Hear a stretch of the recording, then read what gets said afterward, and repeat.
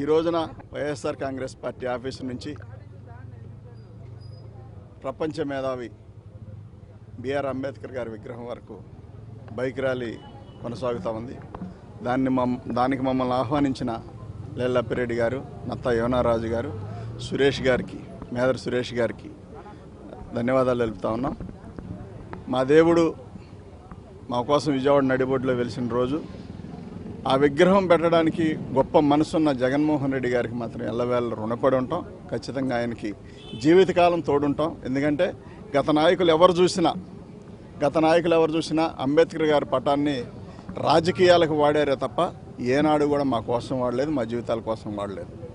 మా దేవుడిని ఎక్కడైనా పెట్టాలి, మా అంబేద్కర్ గారిని ఎక్కడైనా పెట్టాలంటే చంద్రబాబు నాయుడు గారు గతంలో కాల్మనీ సెక్స్ రాకెట్ విషయంలో అసెంబ్లీలో ప్రస్తావన రాగానే దాని నుంచి తప్పించుకోవడం కోసం చంద్రబాబు నాయుడు అసెంబ్లీలో మహానుభావుడి పేరును వాడుకొని 125 అడుగుల విగ్రహాన్ని మేము అమరావతి ప్రాంతంలో పెడతామని చెప్పి అదే ప్రాంతంలో పెట్టడానికి మరి ఎక్కడ పెట్టారంటే చివరికి తీసుకెళ్ళి తను సామాజిక వర్గంలో ఉన్న ప్రదేశంలో కాకుండా ఎక్కడో తీసుకెళ్ళి, ఎక్కడంటే ఆ మారుమూల గ్రామంలో శాఖమూరులో తీసుకెళ్ళి ముళ్ళ పొదల్లో కొద్దిపాటి వర్షం వస్తే పూర్తిగా నిండిపోయే ప్రదేశంలో అంబేద్కర్ గారి విగ్రహం పెట్టాలని చూశాడు చంద్రబాబు నాయుడు. కానీ జగన్మోహన్ రెడ్డి గారు ఏమనుకున్నారంటే ఆయన ఉండాల్సిన ప్రదేశం అది కాదు, ఖచ్చితంగా ఆయన మన మధ్యలోనే ఉండాలి కాబట్టి నడిబొడ్డులో ఉండాలని చెప్పి విజయవాడ తీసుకొచ్చి విజయవాడ నడిబొడ్డులో ఎటు నుంచి ఎంటర్ అయినా కానీ అంబేద్కర్ గారి విగ్రహం కనిపించే విధంగా ఎటువైపు నుంచి విజయవాడకి ఎంటర్ అయినా కానీ తీసుకొచ్చి అక్కడ పెట్టి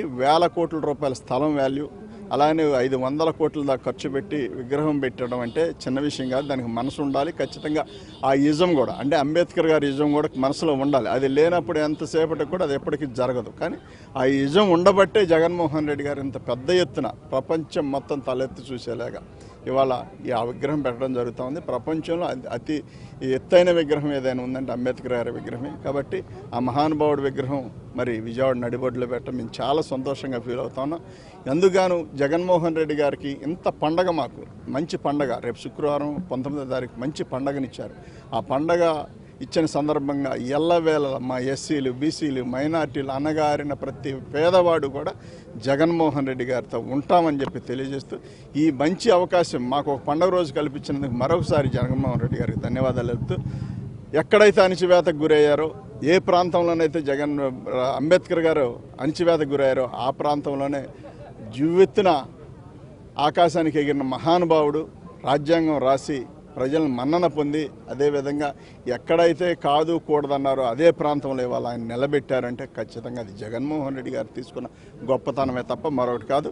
చాలామంది బహిరంగంగా టీడీపీ నాయకులు మాట్లాడలేక, ఒప్పుకోలేక, ఆ గొప్పతనాన్ని ఒప్పుకోలేక విజయవాడలో అంబేద్కర్ గారి విగ్రహం అవసరమా అని మాట్లాడే నాయకులందరూ కూడా ఒకసారి గమనించాలి. రేపు పొద్దున ఏ మొహం పెట్టుకొని ఎస్సీలు, బీసీలు, మైనార్టీలు, ఎస్టీల ఓట్లు మీరు అడుగుతారో మీరు చెప్పాల్సిన అవసరం ఉంది.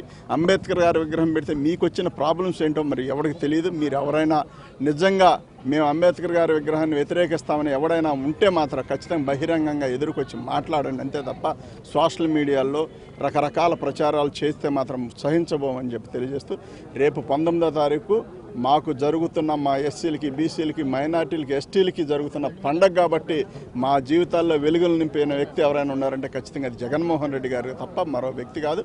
దయచేసి అర్థం చేసుకోవాల్సిందిగా కోరుకుంటూ, మీకు చేతనైతే మహానుభావుడికి నివాళులు అర్పించాలి తప్ప ఎక్కడా కూడా ఏది కామెంట్ చేసినా ఊరుకోమని చెప్పి తెలియజేస్తూ, ఈ చక్కటి అవకాశం కల్పించిన మరి మా అన్న లేల్లప్పిరెడ్డి గారికి, అదేవిధంగా నత్తా యోనారాజు అన్నకి, మరి మేదర్ సురేష్ తమ్ముడికి కూడా ధన్యవాదాలు తెలుపుతూ సెలవు తీసుకుంటాను. Thank you.